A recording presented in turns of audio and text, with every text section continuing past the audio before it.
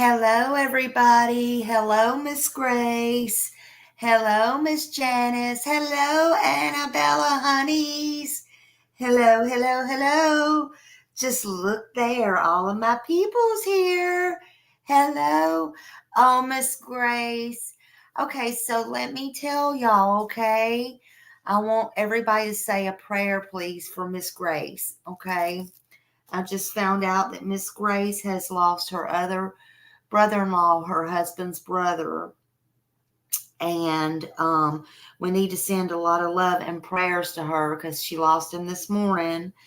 And her husband just passed, and she had she had another brother to pass not too long ago, and then his brother passed.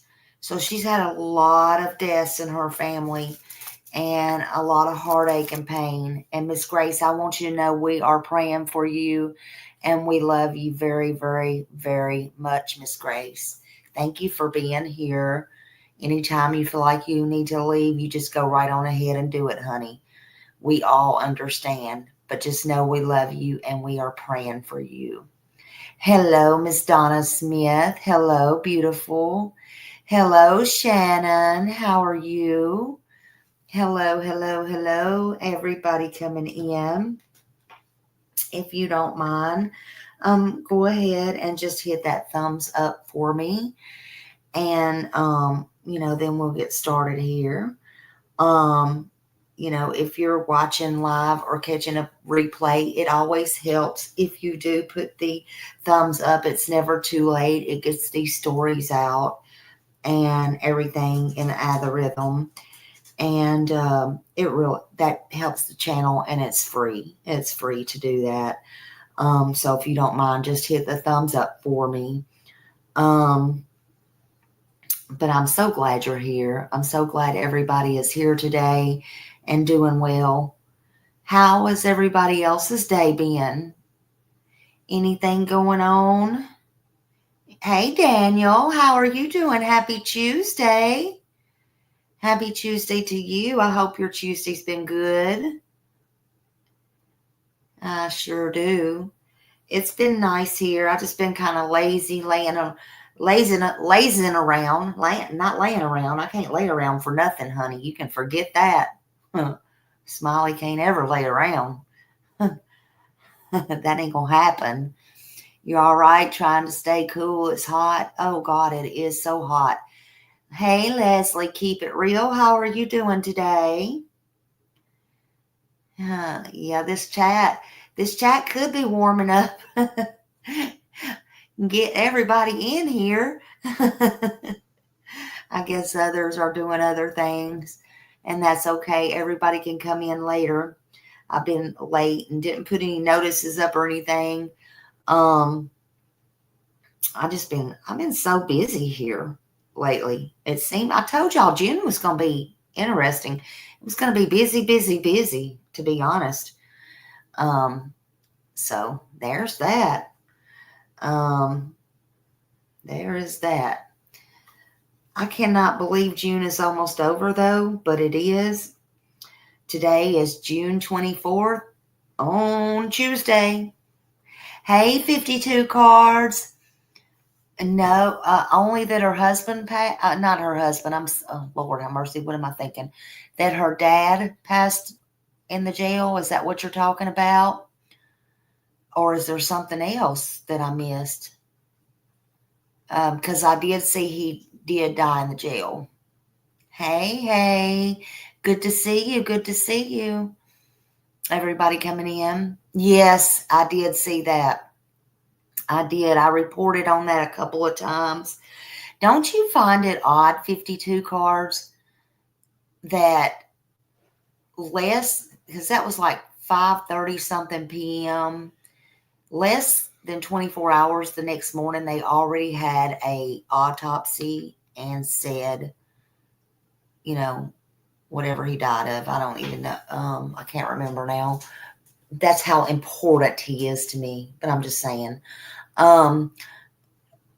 Don't you find it odd, though? What was it, embolism or something like that? I just find, I mean, that was fast. I'm just saying that was fast. Uh, you know, he'll have to answer. He will definitely have to answer one way or another. I said 52 cards. He may have a clean slate and a clean record because he didn't go in front of the judge, and so they can't, really find him guilty or not. But there's somebody finding him guilty. I bet he's trying to wiggle his way in them pearly gates. That was something that touched very close and very deep within me. Yeah, I hated that. Ugh.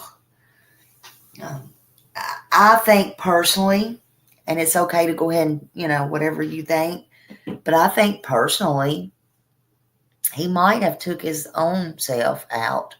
That's just me. Yeah, the Lori information was horrible. It definitely was horrible. Absolutely. Absolutely. Something I will never, ever, ever forget in my life. I just won't. But welcome in, everybody. Today, I'm going to talk about this one. And, it hit me this morning. I bet this one, everybody's heard of this. How many people has heard of Martin Lee Anderson case? This was huge, huge, huge. I can't tell you how huge this was in the news. And this was years ago. It did change laws. Well, you fixing to find out about it, Miss Grace. It was really, sad. It was a sad story. It happened right here where I'm at. Hey, Chloe. Hello, hello. So ironically spelling has so anyway, well, so you're telling me that they're trolling. They're trolling. I have trolls for moderators. People's allowed to go wherever they want. I don't know where my mods go. Anyway, I don't pay no attention to nobody else except what I'm doing.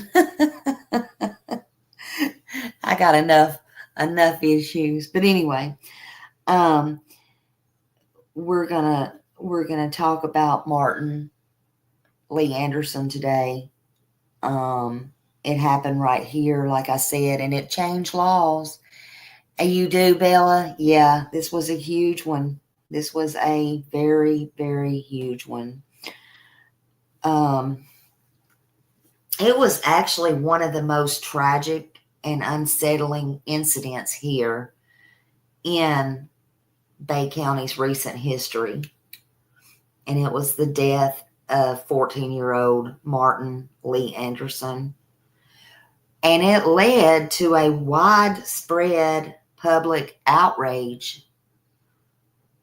It was all over regular mainstream media, local media, and I wasn't on the YouTubes then, but I'm sure it was here. It was everywhere, every newspaper, everything. He was 14 years old, which led to mostly the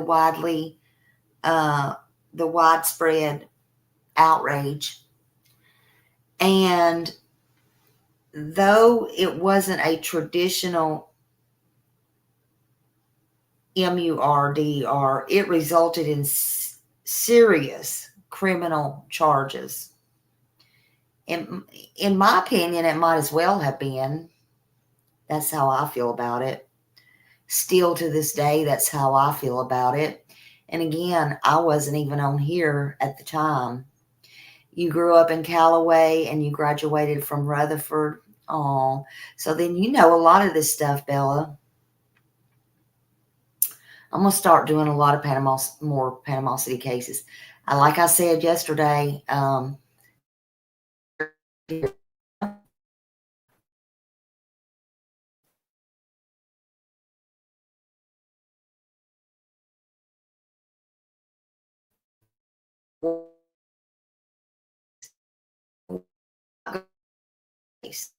Nobody.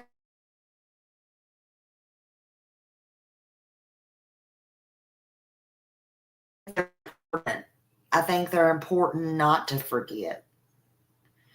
And I'll try to do it respectfully as I can. Hey, Robin. So, the death of Martin Lee Anderson happened in 2006 at the boot camp. They call it the boot camp tragedy. Okay. And what happened on January 5th, 2006, Martin Lee Anderson, he collapsed and he died at the Bay County Juvenile Boot Camp right here in Panama City after being forced to continue running despite, he just couldn't no more. And, the staff used ammonia on him, and all of that led to his collapse. At first, they tried to say it was all natural causes. Okay? He was 14. Oh, and by the way, I guess I need to let y'all know this was his very first day at the boot camp. Yeah, his very first day there. So they were definitely trying to be hard asses and very hard on him, in my opinion. But then, after being labeled a natural death by the local medical examiner, and just wait, a second autopsy concluded he died of suffocation and aggravated ammonia fumes and restraint. He was restrained by the staff. Yeah, Janice. The incident resulted in manslaughter charges against 8 camp staff members. Okay. Now, they were later, hey, Terry, they were later acquitted. Okay. And the nurse, oh my God, I will never forget the nurse. Lord have mercy. The boot camp nurse. Well, anyway. But mandatory reforms, including the closure of Florida boot camps and they renamed the law the Martin Lee Anderson Act. It did take effect. So if anything good come out of something bad, that happened. All boot camps got shut down, and there's now a Martin Lee Anderson Act that came into play because of this 14-year-old boy.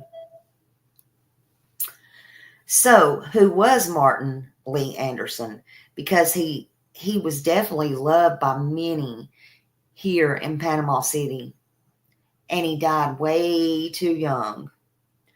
Well, January 15th, 1991 was his birthday, but he died January 6th, 2000. And, I don't know about that. Who just asked me that? I don't know. But he died January 6, 2006. He was 14 years old.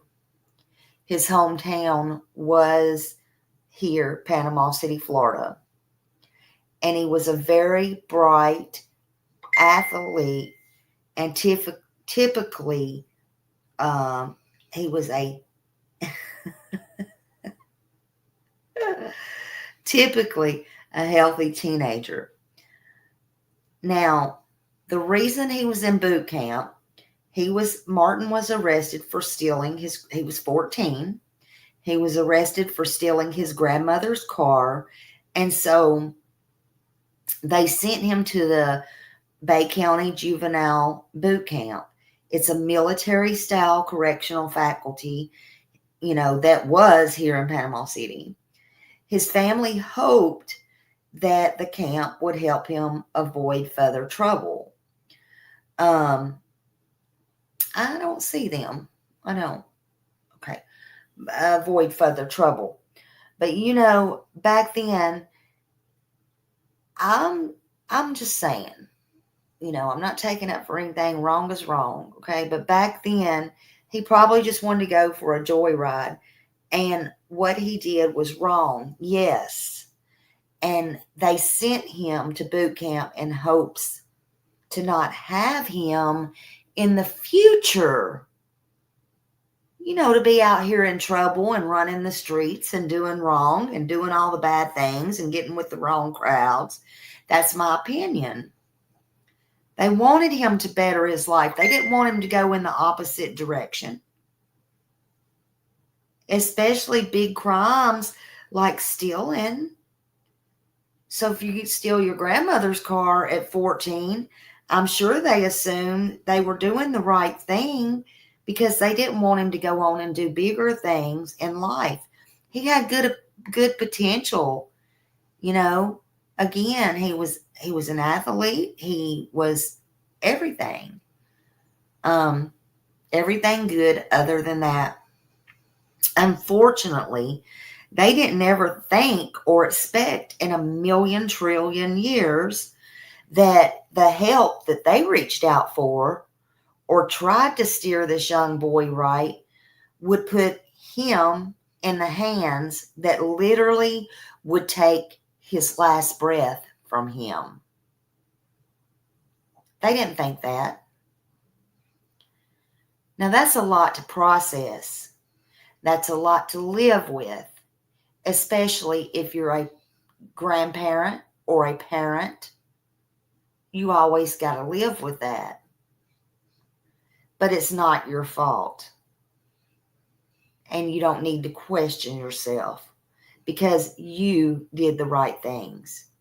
It was the system who failed, in my opinion. I just want to say that. So at the boot camp, January 5th, 2006, the day of the incident, on his first day, the first day, can you even imagine the first day at the camp? Martin was required to complete a series of physical exercises known as the intake process. And after struggling to complete a run, Martin stopped. He appeared to be fatigued and weak, and the drill instructors accused him of faking his illness. They accused him of faking all along, and they still forced him to continue with the exercise. All of that's on camera. We watched it live on court TV back then. I don't know where everybody else saw it. I'm just telling you. I saw the entire thing. And Waylon Graham was on the case. And anybody in here from here can tell you he's one of the best attorneys ever. Hell, in fact, I thought him and little Miss Ashley Banfield was going to get together there for a minute. I'm just saying. But anyway, just saying. But the staff restrained him. They hit him and they applied ammonia, inhalants to his nose. Oh God, it showed all that. I won't ever forget it. And then they attempted to revive him. It didn't work. Surveillance video showed Martin being dragged, restrained, and collapsing multiple times. He eventually became unconscious and was taken to the hospital. He was taken to the hospital, and he ended up dying the next day on January 6, 2006. At Sacred Heart Hospital. They had to end up taking him to Sacred Heart over in Pensacola, Florida, because at the time, we just wasn't equipped for that type of, here. Now we're a little bit bigger and stuff like that, but they had to get him over quick, fast, and in a hurry to Pensacola. It didn't help. They couldn't save him. Now, his initial autopsy, Bay County's medical examiner, which was a joke, Dr. Charles Seibert, ruled Martin's death as due to sickle cell trait, a typically harmless genetic blood condition common in African Americans. His conclusion sparked immediate outrage, as many believe the video evidence contradicted, because the evidence was right there. Physically, you could see everything. It was wild. Also, this was not the first time that medical examiner has covered for the law enforcement and literally got caught. In 1977, he covered up one pretty similar. Dr. Charles Seibert covered up the death of Michael Neeson, that he suffered injuries in a car accident and not being beaten by officers. And that was according to a complaint filed with the state by John Neeson's now deceased brother. That was all in the news too. So the medical examiner was as crooked as they come. But then finally, there was a second autopsy. And after an intense and public pressure on this community, on this county, on everything and everybody because of this, the medical examiner, Dr. Adams, Vineyard Adams, he came from Hillsborough County. He came from a whole different county. He performed a second autopsy, and his report concluded that Martin died from suffocation caused by the restraint techniques and the ammonia inhalants used on him. The second autopsy's findings supported all of the claims that his death was not accidental, but was the result of abuse. That also was visual with the videotapes that they had in the beginning as well. You know, that did not change. That made a whole lot more sense. It all went together, every bit of it. So then the 8 boot camp employees, the guards, and a nurse were charged with the manslaughter and child abuse. And the case drew national attention, focusing on Florida's juvenile system and potential racial bias. Martin was black, and most of the staff were white. Oh, God, and I'll never forget that nurse, okay? So in October 2007, after weeks of testimony, the jury acquitted all of them. The verdict sparked protest and outrage across Florida and beyond, with many viewing the outcome as a miscarriage of justice. And I believe it was, honestly. That's what I believe. Following Martin's death, Florida closed, though, all military-style juvenile boot camps. All of them. They got closed. The Martin Lee Anderson Act was signed by Governor Jeb Bush at the time and replaced boot camps with programs just focused only on rehabilitation and education. No more boot camps. Right, Leslie? That just shows you, in my opinion and in my eyes, guilty, but not take account, but guilty, but yet they're going to change the laws and they are going to shut the boot camps down. That don't say not guilty, does it?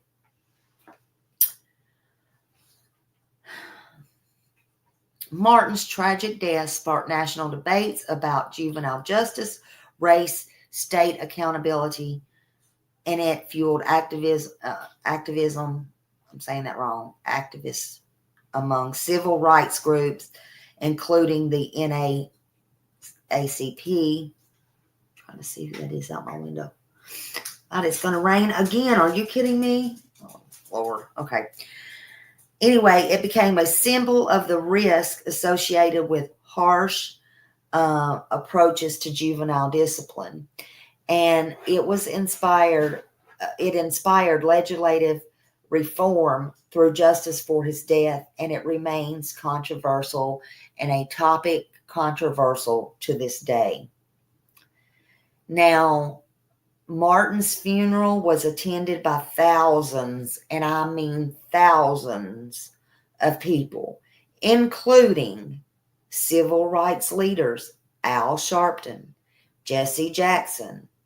They were all vocal advocates. They demanded accountability. Their surveillance video, the incident, remains one of the most chilling public records tied to this entire case. It was supposed to be a second chance, a way for a troubled young boy, Martin, to get back on track. Instead, it became one of Florida's most heartbreaking tragedies, a death of a 14-year-old Martin Lee Anderson, who it just shocked the whole community. But what it did do, it exposed cracks in the juvenile system, and it changed Florida forever, particularly Bay County.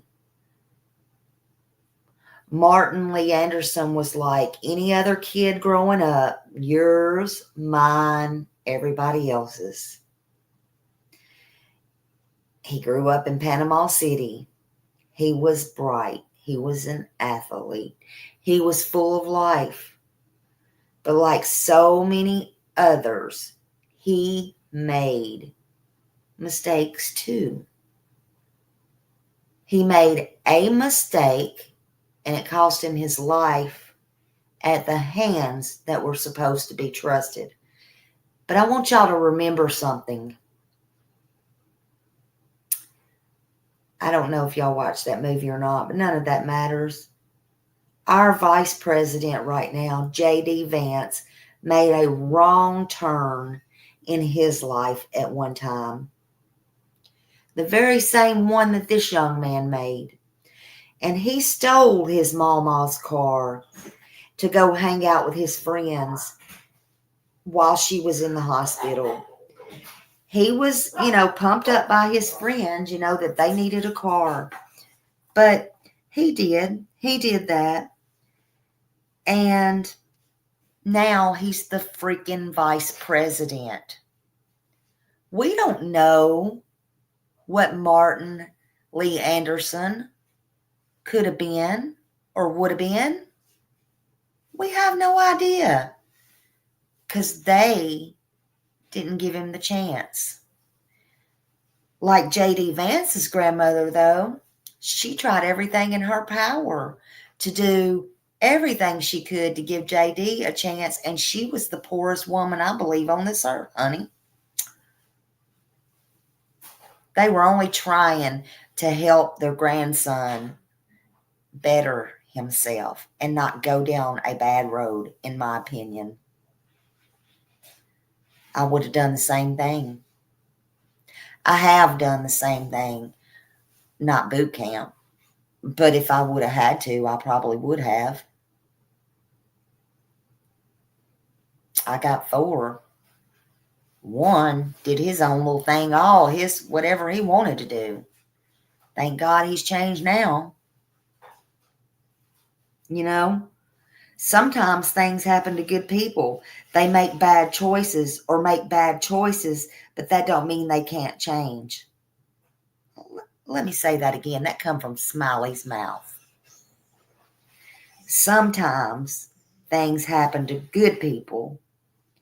They make bad choices or a bad choice, but that don't mean they can't change. especially a child, and it don't mean they should die, in my opinion. January 5th, 2006, Martin's first day on the boot camp, his first day there at boot camp, his first day, he was ordered to complete a rigorous run. He tried struggling. Martin slowed down, but instead, they didn't listen. They had no compassion. Zero. Happy, it's okay. They had zero compassion. Right. He was accused of faking his illness, but the surveillance video shows different. They showed what happened, and the drill instructors forced him to keep going. That's when he collapsed. They restrained him. They shook him. They shoved ammonia inhalants in his face again and again and again. He gasped for air. He tried to get air, but he never recovered. He was rushed to that hospital. It didn't help. The next day, he was gone. Those 8 boot camp people, I would love to know where they're at today. I would love to know if they're still in that line of work somewhere, because everybody in the world knows what they did. Nobody should have gave them a job, in my opinion, after that, around any kid. I promise you that. But in October 2007, a jury acquitted all of them. None of them was held criminally responsible for Martin's death. For so many, the verdict was a second injustice, a slap in the face, very painful. And it was a reminder of how easily young Black lives are dismissed. Martin's death was not in vain, though. His name became a catalyst for change. Florida's boot camps were shut down. Martin Lee Anderson Act was passed, and the reforming juvenile justice system became statewide. But the scars remain even here for today, for his family and for Panama City, and for everyone who believes accountability should not depend on race, age, or power. His mother, Gina Williams, also known as Gina Jones, was or has been actively involved in these community memorials, continued speaking publicly about Martin's legacy, and additionally, she has talked and been on local media and the remembrance of events, she's done and confirmed that family, their family has remained in the area even years after Martin's death. If Martin was alive today, he would be 34 years old.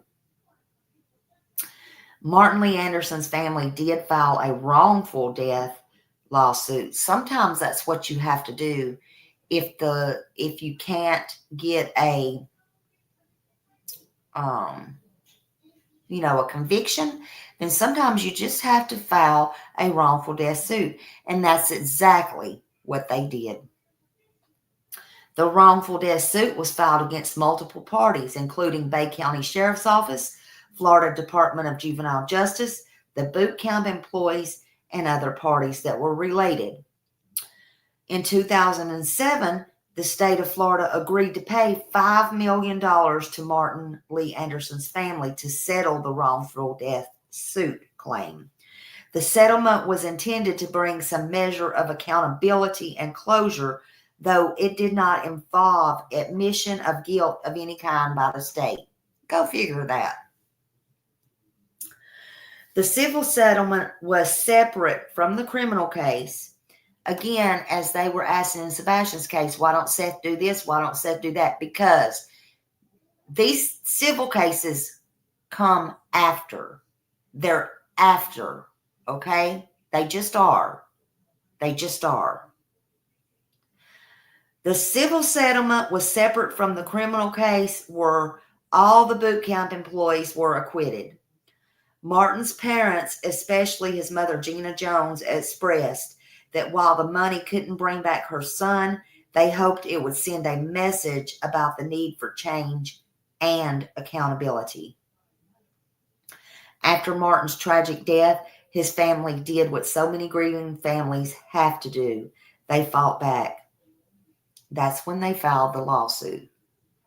Their goal, it was simply justice, accountability, and a promise that no other child would meet the same fate under the state's care. For Martin's family, it wasn't about the money. It was making sure that his death led to change. And change did come within months. And I do mean short months. Florida shut down all military-style juvenile boot camps. And in their place, they put programs focused just on the rehabilitation, not punishment like that. It was called the Martin Lee Anderson Act. And years have passed, but Martin's name remains a symbol, as a reminder that justice doesn't always come in the courtroom, but sometimes it comes through change. And that change, we should never lose. It should never be lost. Now, I want to play this one short video of this news video. This was at the 15-year mark when his family spoke. Hold on.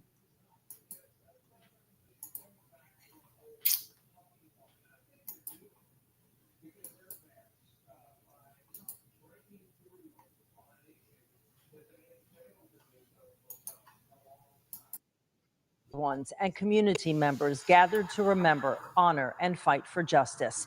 Anderson was 14 years old when he died after an incident at a now closed Bay County boot camp. As News 13's Anna Hoffman tells us, the family appreciates the continuous support, but says that's not enough if justice isn't served. The story of Martin Lee Anderson must be told. In 2006, Anderson began his sentence at the Bay County Sheriff's Juvenile Boot Camp. During his first mandatory mile run, he complained of fatigue, but drill instructors pressed him to continue. Anderson collapsed after running several laps and later died at the hospital. Today, the hurt is still there, but the fight has just begun. We want everyone to know in this community and around the state and even across the nation that Martin Lee Anderson's life mattered. Wednesday, community members and family gathered to remember Anderson and lay a wreath in his honor. His sister, Sartavia Anderson, says it means a lot that people showed up, but there is still change to be made. We go keep fighting until we can't fight no more, because Black lives do matter. Anderson says the days don't get easier without her best friend. Waking up without my brother asking me to do his hair. I miss a lot. My brother was more like a daddy to me. Everything he say goes. It's nothing like that sibling love. Anderson says she sees Martin each day through the eyes of her young sons. And the one thing she wants more than anything is for everyone to help get justice for her brother. In Panama City, Anna Hoffman, News 13, Panhandle Strong. 7 guards and a nurse involved were charged in his death and later found not guilty. The juvenile boot camps in Florida later closed and laws were passed preventing guards from using physical intervention with young inmates. If you're 55 and over or know someone 55 and over looking for affordable housing in a beautiful place, come to the...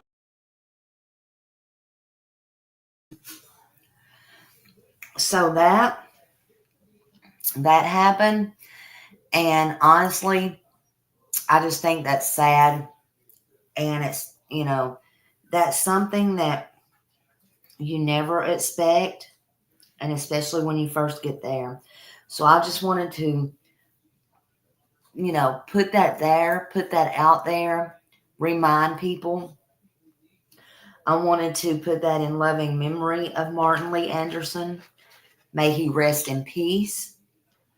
And I want y'all to remember, justice delayed is not justice denied. That's something we must not forget. You know, it's just something we must not forget. Thank you, Miss Grace, and I send so many prayers to you. I thank you all for being here, and I love y'all, and I will see you in a bit. Y'all have a great day. Bye.